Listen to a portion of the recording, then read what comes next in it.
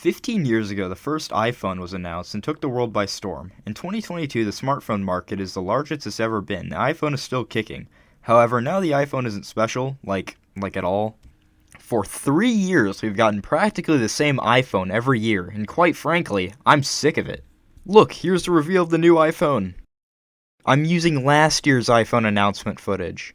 I still have an 11 Pro, and quite frankly, I have no care to switch because the differences are so minuscule that nothing about me using my phone would change. I even had high hopes for the iPhone 14, but yesterday's new Apple event really wanted to prove me wrong.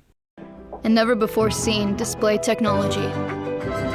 This is iPhone 14 Pro. I don't care! So, you know that big, ugly, distracting notch that they never fixed? Well, they didn't! So instead of just getting rid of it and replacing it with a small dot or something, how is this supposed to fix it? If anything, this is more distracting because it pivots off the screen instead of hanging from the top. This is even more useless than we thought. Hey Apple, take notes, it's called the Samsung S22. Of course, they wouldn't do this without having some use for it besides a front-facing camera. They made it a widget. They refused to get rid of this eyesore, so we can have a widget that no more than 4 people will use. Alright, so this wasn't in the script or anything, but I kind of watched through some stuff. They had a video showcase for it that I didn't know existed yet.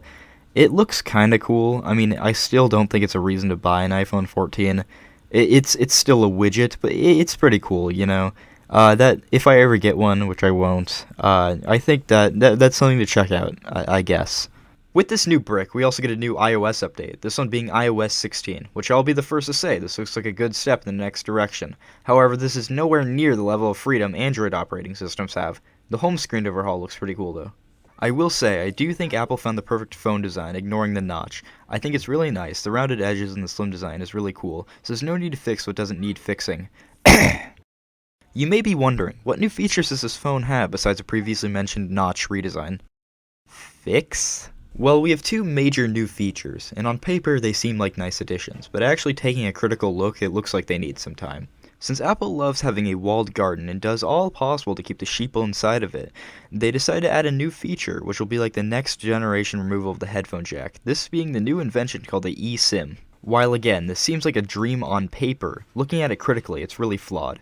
So now we have no physical SIM card, meaning you don't have to worry about losing it and all your information since it's all digital now. That sounds good, right? Now Apple has made it super hard to move into the Android ecosystem beyond belief. Of course, in the next couple of years, most major phone manufacturers will probably jump to this, but for now it's just Apple, which is a problem, since if you want to switch, that means everything, such as your contacts information, will all be reset.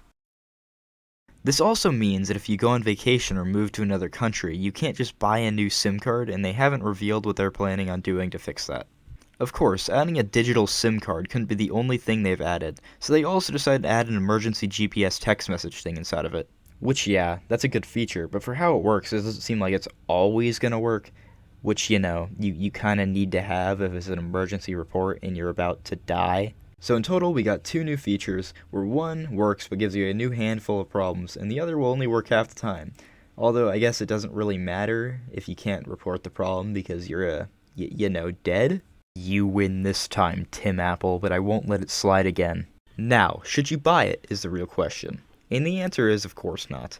If you have an iPhone 11 or above, then unless you are some Apple/technology enthusiast, then just keep your current phone. If it breaks or something, then yes, I'd say go ahead and get the 14 if you have the money.